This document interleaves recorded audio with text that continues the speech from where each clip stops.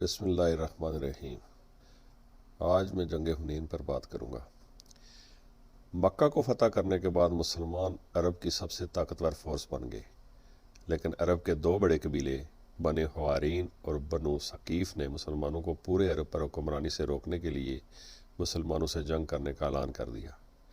یہ طائف کا وہی قبیلہ ہے جس نے کچھ سال پہلے رسول صلی اللہ علیہ وسلم نے انہیں اسلام کی دعوت دینے گئے تو انہوں نے رسول صلی اللہ علیہ وسلم کو کمزور سمجھ کر ان کا بہت مذاق اڑایا اور اتنے پتھر مارے کہ رسول صلی اللہ علیہ وسلم کے جسم کو خون سے لال کر دیا، لیکن پھر بھی رسول صلی اللہ علیہ وسلم نے ان کو معاف کر دیا، اور اس کے کچھ ہی سال بعد مکہ کو فتح کرنے کے بعد اب حالات بدل چکے تھے۔ رسول صلی اللہ علیہ وسلم پورے عرب سے 12,000 کی فوج لے کر طائف کی طرف روانہ ہوئے۔ طائف کے لوگ اپنا شہر چھوڑ کر مسلمانوں سے لڑنے کے لیے حنین کی وادی میں جمع ہوئے۔ حنین مکہ اور طائف کے بیچ میں ایک علاقہ ہے جو دو بڑے پہاڑوں کے درمیان میں واقع ہے۔ طائف کے لیڈر اپنی ساری فوج حنین کی وادی میں جمع کر لی اور ان سب کو آرڈر دیا کہ ساری فوج اپنے بچوں اور عورتوں کو بھی ساتھ لے کر آئیں گے تاکہ اس کی فوج جنگ چھوڑ کر بھاگ نہ جائے اور فل دلیری اور ڈیڈیکیشن کے ساتھ لڑے۔ مکہ کو فتح کرنے کے صرف 14 دن بعد رسول صلی اللہ علیہ وسلم 12,000 لوگوں کی فوج لے کر حنین کی طرف روانہ ہوئے تھے۔ یہ فوج بدر اور احد کی طرح صرف سٹرانگ اور مضبوط ایمان والے صحابہ کی نہیں تھی، بلکہ اس میں بہت سارے نئے صحابہ بھی تھے جو اس جنگ سے کچھ ہی عرصہ پہلے مسلمان ہوئے، تو انہیں مسلمانوں کی سٹرگل جو انہوں نے بدر، احد اور خندق میں کی تھی اتنا پتہ نہیں تھا۔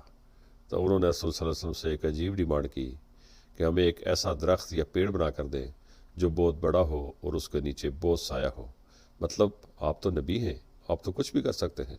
تو رسول صلی اللہ علیہ وسلم نے ان کو کہا کہ اب تم مجھ سے وہی ڈیمانڈ کر رہے ہو جو بنی اسرائیل نے موسیٰ علیہ السلام سے کی تھی، یعنی تم لوگ انتہائی جاہل ہو۔ پھر کچھ اور بھی نئے مسلمان کہنے لگے کہ ہمارے نمبرز یعنی فوج بہت زیادہ ہے، یعنی ہم 12,000 ہیں، ہم تو بہت آرام سے جنگ جیت جائیں گے، جس پر رسول صلی اللہ علیہ وسلم کو بہت غصہ آیا کیونکہ یہ نئے مسلمان اللہ سے زیادہ اپنے نمبرز پر یقین کرنے لگے تھے۔ مسلمان حنین کی دو پہاڑوں کے درمیان میں صبح ہونے سے کچھ دیر پہلے اندھیرے میں پہنچے۔ جیسے ہی مسلمان اسے کراس کرنے لگے تو پہاڑوں سے بہت سارے تیر اور پتھر برسنے لگے، اور اتنے پریسائز طریقے سے کہ کچھ ہی دیر میں سارے صحابہ شہید ہونے لگے، اور ان سب سے بچنے کا کوئی طریقہ بھی نہیں تھا۔ تو مسلمان وہاں سے واپس مکہ کی طرف بھاگنے لگے، اور یہ دیکھ کر طائف کی فوج نے مسلمانوں پر فل فلیج حملہ کر دیا، اور مسلمانوں کی آلموسٹ پوری فوج 12,000 لوگ تتر بتر ہو گئے اور کچھ جنگ چھوڑ کر بھاگنے لگے۔ ایسا لگنے لگا تھا جیسے مسلمان کلیئرلی یہ جنگ ہارنے والے ہیں۔ طائف والے بہت خوش تھے اور جوش کے ساتھ تیزی سے آگے بڑھنے لگے، کیونکہ انہوں نے دیکھا کہ مسلمانوں کی ساری فوج کا نظم و ضبط خراب ہو گیا ہے اور کچھ فوج بھاگ رہی ہے۔ لیکن جیسے ہی گرد و غبار تھوڑا کم ہوا تو انہوں نے دیکھا کہ رسول صلی اللہ علیہ وسلم اپنے کچھ جانبازوں کے ساتھ ایک قدم بھی پیچھے نہیں ہٹ رہے، تو وہ سارے سیدھے رسول اللہ صلی اللہ علیہ وسلم کی طرف بڑھنے لگے۔ رسول اللہ صلی اللہ علیہ وسلم پیچھے ہٹنے کے بجائے اکیلے دشمن کی طرف بڑھنے لگے اور زور زور سے کہنے لگے، میں ہوں محمد صلی اللہ علیہ وسلم، عبداللہ کا بیٹا اور اللہ کا رسول۔ اس پر رسول کے چچا عباس نے رسول صلی اللہ علیہ وسلم کے اونٹ کو زبردستی روکنے کی کوشش کی، تو رسول صلی اللہ علیہ وسلم اپنے اونٹ سے نیچے اترے اور دوبارہ دشمن کی طرف بڑھنے لگے۔ یہ دیکھ کر حضرت عباس زور زور سے اپنی فوج کو بلانے لگے کہ کہاں جا رہے ہو اللہ کے رسول کو چھوڑ کر، جس پر آہستہ آہستہ پوری فوج کو احساس ہونے لگا کہ اگر آج انہوں نے یہ جنگ چھوڑ دی تو رسول صلی اللہ علیہ وسلم کی جان کو بھی خطرہ ہو سکتا ہے، کیونکہ رسول صلی اللہ علیہ وسلم جنگ سے ایک قدم بھی پیچھے نہیں ہٹ رہے تھے۔ رسول صلی اللہ علیہ وسلم کا یہ جذبہ اور اللہ پر یقین دیکھ کر آہستہ آہستہ پوری فوج جنگ میں واپس آنے لگی اور مسلمانوں کی پوزیشن دوبارہ جنگ میں مضبوط ہونے لگی، اور کچھ ہی دیر میں پورے 12,000 مسلمان واپس جنگ میں شریک ہو گئے اور دشمنوں پر ٹوٹ پڑے، اور طائف والے جنگ چھوڑ کر بھاگنے پر مجبور ہو گئے، اور مسلمانوں نے ان کا پیچھا کرنا شروع کر دیا۔ مسلمانوں کو اس جنگ سے بہت فائدہ ہوا۔ 6,000 قیدی اور 24,000 اونٹ، سونا چاندی اور بہت سا سامان حاصل ہوا۔ آخر مسلمان ان کا پیچھا کرتے کرتے طائف کے قلعے کے پاس پہنچ گئے، لیکن طائف والوں نے پہلے ہی 1 سال کی خوراک قلعے میں جمع کر رکھی تھی، اور وہ سب قلعہ بند ہونے کے لیے پہلے سے تیار تھے، اور وہ قلعہ بند ہو گئے۔ مسلمانوں کی بہت کوشش کے باوجود بھی یہ قلعہ فتح نہ ہو سکا، جس کی وجہ سے مسلمانوں نے یہاں پر بہت دن قلعے کا محاصرہ کیے رکھا۔ खालिद बिन वलीद हर दिन किले के सामने जाते और उनको ज़ोर ज़ोर से लड़ने के लिए चैलेंज करते, लेकिन एक बंदा भी डर से किले से बाहर नहीं निकला। एक दिन रसूल सल्लल्लाहु अलैहि वसल्लम ने ऐलान किया कि ताइफ में जितने भी ग़ुलाम हैं, अगर वो इनको छोड़कर मुसलमानों को ज्वाइन कर लें तो वो उन्हें आज़ाद कर लेंगे, जिस वजह से आहिस्ता आहिस्ता बहुत से ग़ुलाम भी ताइफ की तरफ से मुसलमानों की तरफ आने लगे। आखिरकार रसूल सल्लल्लाहु अलैहि वसल्लम ने फैसला किया कि अब इन ताइफ वालों पर और वक्त ज़ाया करने का कोई फ़ायदा नहीं, क्योंकि अब इनसे मुसलमानों को कोई ख़तरा नहीं, क्योंकि वो डर गए हैं और मुसलमानों के पास खुराक वगैरह की भी कमी हो गई थी। तो मुसलमान वहाँ से वापस मक्का की तरफ रवाना हो गए। जाने से पहले कुछ मुसलमानों ने रसूल सल्लल्लाहु अलैहि वसल्लम से कहा कि वैसे भी हम वापस जा रहे हैं, कम से कम इनके लिए कोई बदुआ तो कर दें। तो रसूल सल्लल्लाहु अलैहि वसल्लम ने अपने हाथ उठाए और अल्लाह से दुआ की कि अल्लाह ताइफ वालों को मेरे पास मुसलमान बना कर ले आ। मुसलमान वापस आखिर मक्का पहुँच गए। अब यहाँ मदीने वालों को लग रहा था कि अब रसूल सल्लल्लाहु अलैहि वसल्लम अपने आबाई शहर मक्का को दारुल खिलाफा बनाएंगे और मदीने वालों को हमेशा के लिए छोड़ देंगे।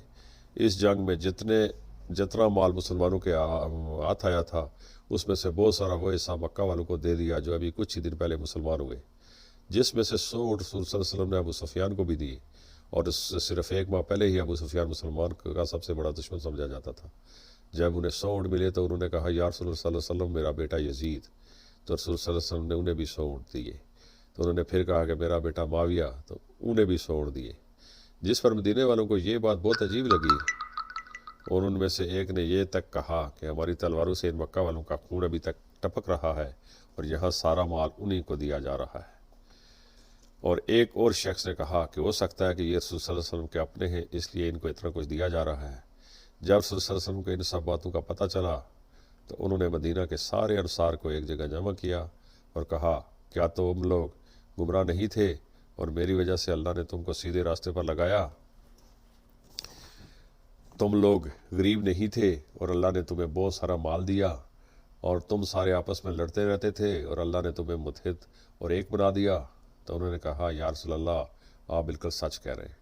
तो रसूल सल्लल्लाहु अलैहि वसल्लम ने उनसे कहा कि अब यही सारी बातें तुम मुझसे भी कहो कि जब आपके अपने लोगों ने आपको रिजेक्ट किया तो हमने आपकी मदद की, जब आपको पूरे अरब में कोई पनाह नहीं दे रहा था तो हमने आपको पनाह दी, और जब आप गरीब और कमज़ोर थे तो सिर्फ हम आपके साथ खड़े थे। फिर रसूल सल्लल्लाहु अलैहि वसल्लम ने कहा कि क्या ये बेहतर नहीं है कि ये लोग अपने साथ दुनिया का माल, ऊँट बकरियाँ वगैरह ले जाएं और तुम अपने साथ अल्लाह के रसूल को ले जाओ। रसूल सल्लल्लाहु अलैहि वसल्लम ने मदीना वालों के लिए दुआ की कि या अल्लाह, मदीना वालों पर रहम फरमा और उनके बच्चों पर रहम फरमा और इनके बच्चों के बच्चों पर भी रहम फरमा। ये सब बातें सुनकर मदीना के अंसार बहुत खुश हुए। इसके कुछ ही दिन बाद रसूल सल्लल्लाहु अलैहि वसल्लम वापस अपने आप दारुल हुकूमत मदीना चले गए। और ये बहुत बड़ी बात थी, क्योंकि अगर मदीना के अंसार सिर्फ ऊँटों और बकरियों वगैरह की डिमांड करते और रसूल सल्लल्लाहु अलैहि वसल्लम मदीना को छोड़कर मक्का में आबाद हो जाते तो आज तक जितने भी लोग हज करने जाते हैं वो सिर्फ मक्का का विज़िट करते हैं, क्योंकि काबा और रोज़ा रसूल दोनों मक्का में होते, तो मदीना जाने की कोई ज़रूरत नहीं होती। लेकिन पिछले 1400 साल से मदीना की पूरी माशियत सिर्फ इस बात पर चलती है कि वहाँ रसूल सल्लल्लाहु अलैहि वसल्लम का रोज़ा मुबारक है, जिससे हर साल लाखों लोग पूरी दुनिया से मदीना की तरफ जाते हैं और मदीने वाले बिलियन ऑफ डॉलर्स कमाते हैं। रसूल सल्लल्लाहु अलैहि वसल्लम ने मदीना वालों की औलाद के लिए जो दुआ मांगी थी वो अल्लाह ने इस तरह पूरी की कि मदीना वाले पिछले 50 जनरेशन से बिल्कुल अमन और एक स्टेबल इकानमी में रह रहे हैं। और एक मजबूत माशियत कितनी ज़रूरी होती है ये हम पाकिस्तानियों से बेहतर किसको पता होगा। और मदीना की ये स्टेबिलिटी क़यामत तक चलती रहेगी। हुनैन की जंग रसूल सल्लल्लाहु अलैहि वसल्लम की अरबियों से आखिरी जंग थी।